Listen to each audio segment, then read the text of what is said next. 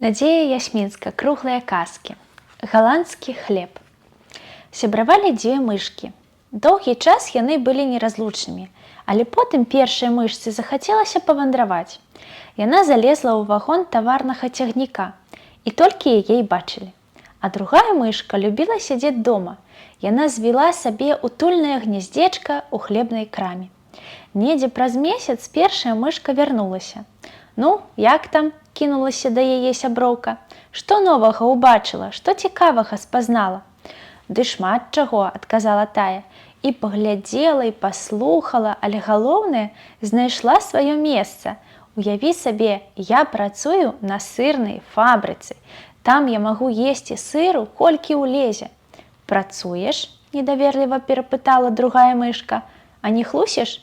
Нас жа нідзе не любяць, пасткі ставяць». «Хвастом клянуся», – заявіла першая. «Работнікі фабрыкі самі просяць нас памагчы. Ты бачыла галандскі сыр? Такі ў дзірачках. Дык вось, гэтыя дзіркі прагрызаем мы, фабрычныя мышы. Старанна мыемся, апранаем сетачкі для поўсці і наперад рабіць норкі. Наедаемся ажно цераз вушы. І нам дзякуюць, калі дзірачкі атрымоўваюцца круглыя і прыгожыя». «А каму патрэбны дзіравы сыр?» – здзівілася другая мышка. «Хто зразумее гэтых людзей? Але ж галандскі сыр у іх лічыцца самым лепшым. Яны ахвотна купляюць і ядуць». Сяброўкі пагаманілі яшчэ пра сё і тое, потым першая мышка развіталася і пабегла на цягнік, а другая зноў засталася адна. Яна залезла ў сваю хатку, каб абдумаць усё ў цішы ды спакою. «Можа, і мне паспрабаваць», – разважала яна, – «з'ехаць з дому, уладкавацца на фабрыку. Але я баюся, раптам у мяне не выйдзе, раптам мае дзіркі будуць не такія круглыя і прыгожыя. Не, трэба спачатку набрацца досведу». Мышка вылезла і ўскараскалася на паліцу. Там у краме ляжаў хлеб. І яна пачала вучыцца прагрызаць дзіркі. Неўзабаве наелася так, што ледзьве здолела спусціцца і праціснуцца назад у норку.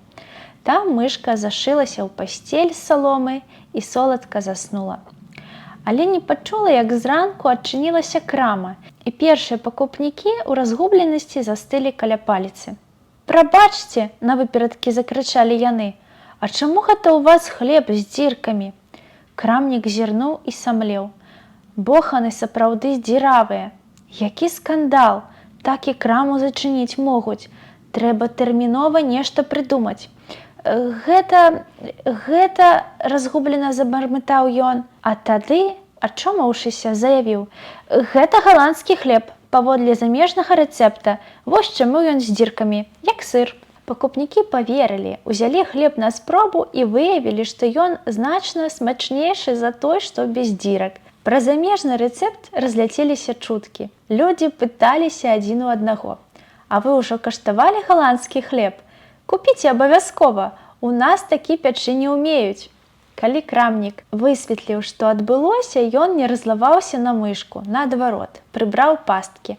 Модны хлеб карыстаўся попытам, а значыць, патрэбны быў майстар па дзірках.